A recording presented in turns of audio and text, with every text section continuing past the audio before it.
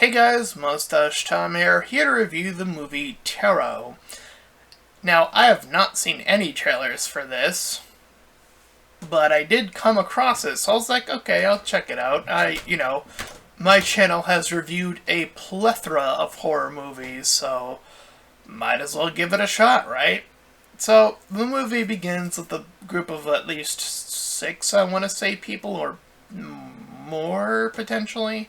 I forget how big the cast was. It's a pretty big crew. But they're all pals in one way or another. And they're celebrating Elisa's birthday, and we get this Paxton guy who's like, the way, I can't really say they have much personality. We learn, or I was trying to take notes of all their names, or as many names as I could catch, like Grant, the main character's girlfriend, or boyfriend rather, sorry, and Lucas, this tall guy. So, the group is like at this campfire, and they're learning about this relationship between the main character, the one who's into tarot, and the boyfriend, and how they recently broke up, or something along those lines. And they have two completely separate, idea or ways of thinking about their relationship, which is a gag more than anything, I suppose, of like the guy thinks one way and the girl is contradicting when we cut back and forth the opposing way as well. So they begin to get bored when they run out of beer, so they begin to look around the house, coming across the basement where they find, surprise surprise, a tarot box. So Haley, the birthday girl and main character of the movie, is the one who to do and pursue this tarot reading. But she warns, initially at least, to not use someone else's deck, because you'll be cursed or whatever. But they push her to do it anyway. So we go down more of our characters, Madeline, Paige, some of the character note. Again, I don't know any of their personalities, because God forbid we spend some time in the movie to learn who these characters are. Again, I just learned names, or as many names as I could. And we are learning more so about their tarot, and how it relates to the zodiac, in this particular iteration of tarot. Now, I don't know much or anything about tarot, really, other than, like, some of the cards, and that's about the extent of my knowledge, I guess. So I wasn't really sure what its connection to the Zodiac was per se, but they make a big deal about it in this movie, saying how it's one of the stronger aspects of reading one's fortune, as it were. So each of them get their, the tarot read.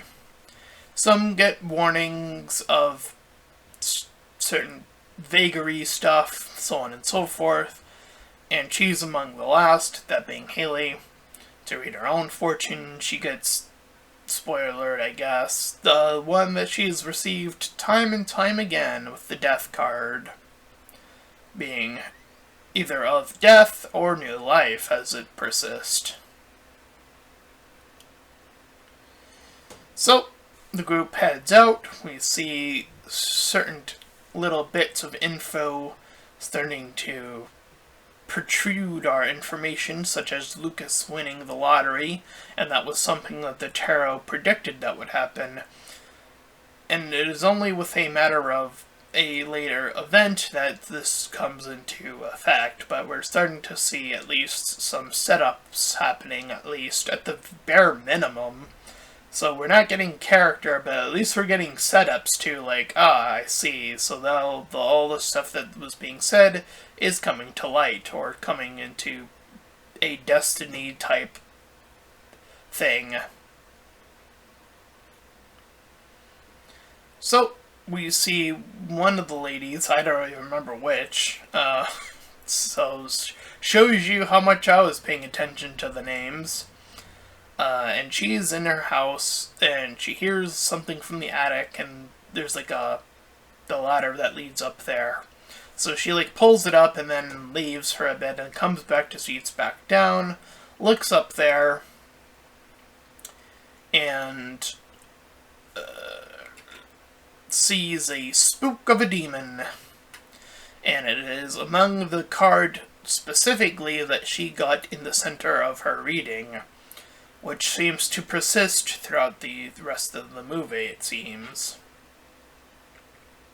And she is taken out, this character, by the very ladder that she was threatened, or, warned not to go up.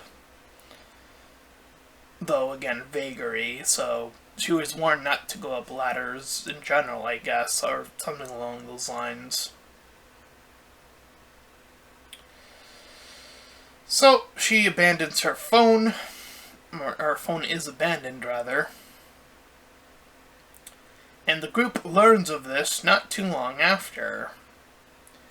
And it doesn't take them too long, or at least the tarot girl, initially, Haley, to jump to the conclusion that it is indeed fate that is the thing that is bringing them together. Now, this isn't before Paxton tries to rule in some bizarre theories, such as one of the group going around killing them, which he goes on to explain how most murders are between people who know each other, which is true. There is truth to that statement, so he is not complete, it's not coming out of nowhere, I suppose, but whatever. Anyway. Nonetheless, it is her who begins to push that this fate, or the tarot is the thing that is coming to light, coming to the truth. Unfortunately, not everyone was out there in this little sesh to learn of such events, such as Lucas, who made his way home separate from the others, and got separated in such a way where he ended up in a way distant, hidden away, you're not supposed to enter type of room, which he was warned again by his tarot not to do, but he ended up in that situation regardless. So he ends up falling back and getting splatted by a train. So now that 2 of them have fallen, the 5 remaining characters are brought into the station. And now that there are 2 deaths, the tarot girl Haley persists that the links to their deaths are related to the tarot that she had read out, and goes over them both. And so they begin to all believe her, with the exception of her ex-boyfriend.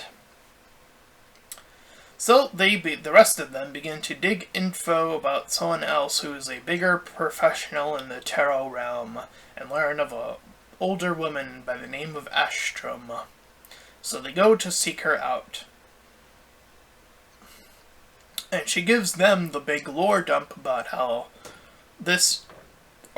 previous events of tarot have been used in the past, and how this is not the first time that something like this has happened.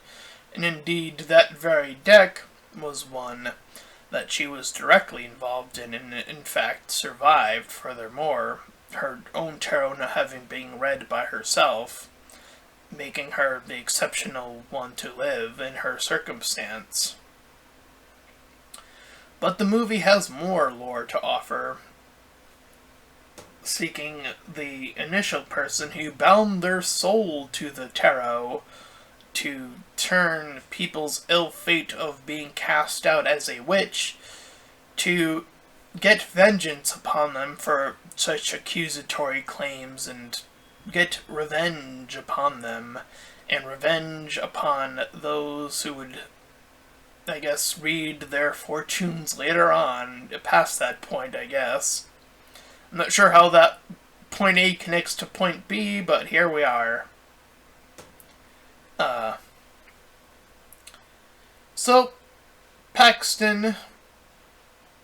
Oh, sorry, before that. They're in the car stops, and Madeline, when told not to run, of course, and this is like the worst part of the movie for me, is that she's watching her own recording, because she recorded her own, so she's replaying the part right before it tells her not to run, and in fact, I do think she catches it, but then ends up running anyway when the demon attacks them.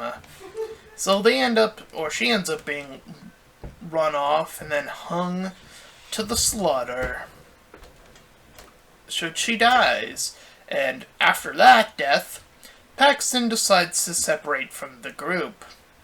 Despite sticking together, seeming like the stronger strategy, he seems to imply the reverse of, like, every horror movie trope. He said that, like, sticking together is worse. It's like, what are you talking about? Splitting up is the worst thing in horror movie tropes. I'm sorry, but you have it backwards, my friend.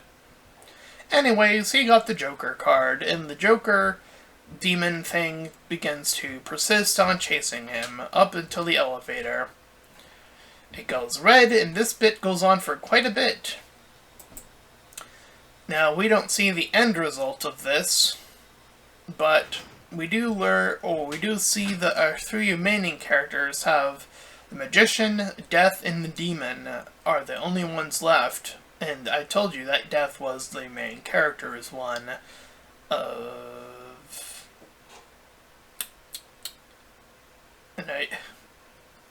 Haley. I was going to say something else, but whatever. Point being is that they want to burn the cards because they think that might be the only way to go about doing change. It turns out that the cards just won't burn. That's not the way to go about it, and they start to get attacked, and in fact, in the process of this, they get split up, and the one who got the Magician card ends up having her fate be pulled in by the Magician demon, and then getting cut open in two very slowly in front of an audience, quote-unquote. So now we're down to two characters left. Haley and the ex-boyfriend.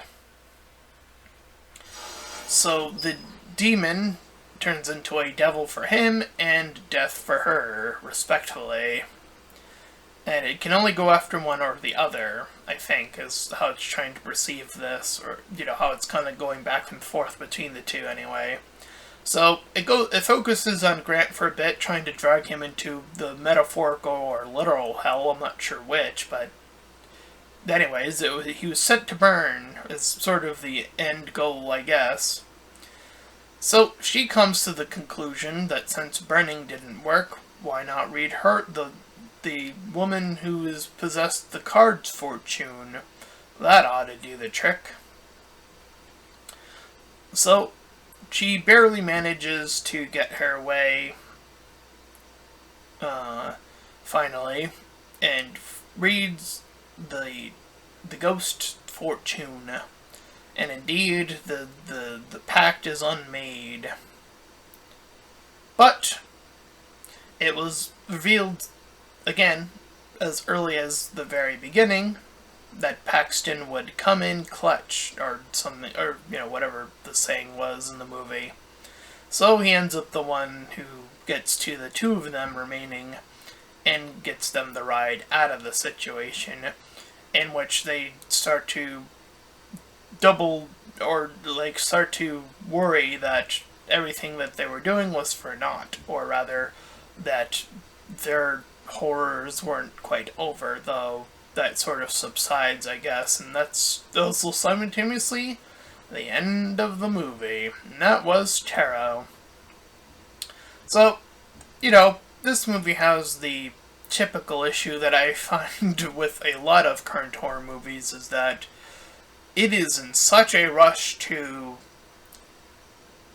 jump into the, the big thing of like, oh, the gimmick, as it were, that it doesn't take its time in getting us to know any of these characters. I can't tell you anything about these characters. I don't know if I can call them proper characters. Again, I only got their names. I can't tell you any of their personalities because I don't know any of them.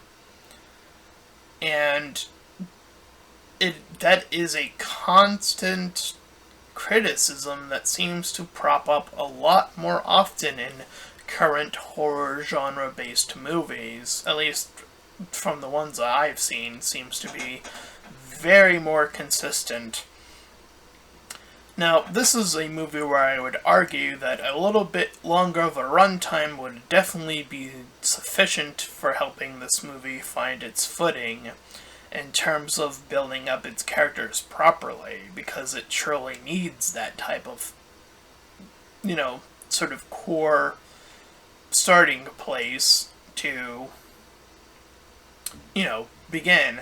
I suppose the only character thing is that Haley believes in the tarot strictly, and then at the end she's like, fuck fate, because tarot is related to quote-unquote fate, or, as it were, or whatever. So that is like the only character that gets like a little arc, I guess. But outside of that, it's like, I don't know, Paxton's like the joke character or whatever. Again, that's like the only other character I can point to be like, he has, I guess, a bit.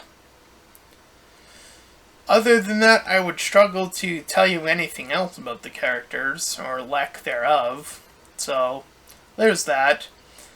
And, again, the consistent issue with that is that since we don't know who these characters are, fearing for the characters becomes much more harder, which is what, you would want sort of the connection to making a good horror to be, is that if you can't jump scare people, which is like the bare bones of what horror is typically, like that's horror 101, once you upgrade past that, which this movie does do, there are attempts at jump scares, I suppose, but outside of that, this movie doesn't have much else going for it because it doesn't have that basic build-up of character work.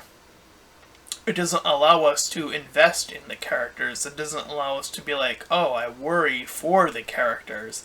These are all things that stem from very basic writing advice. Write your characters with some flaws, with some personality distinctions between them, some things that make them better than other, their strengths or weaknesses, things like this that really elevate them as characters and tells us, who they are. Again, that allows us to be like, oh, I don't want X character to die now. A lot better than, whatever. It's just cannon fodder. Because that's what this movie ended up turning out, unfortunately. Like, I can sit here and try to say, like, oh, I guess the ghost bits, or, like, whatever their representation thing is, I don't know, demon, ghost, whatever, I guess those things looked pretty okay, but, like, that doesn't really mean much in terms of, like, quality, unless you're, like, talking about visual quality, but, like, storytelling-wise, it doesn't do anything, or barely anything. So, yeah, I'm gonna have to give this movie, like, a 4 out of 10. It's not great. So, yeah, there's that. And that's my review of Tarot. And if you ended up enjoying it, then please feel free to like, comment, and subscribe. Also, make sure to check out those links in the description. And want to head over to my petition to help out small YouTubers. Stick it to my PayPal, where you can help support me and my channel directly. And third, to my Discord server, you can join, collab, chill, do all that cool stuff for free. And until next time, everyone, bye-bye.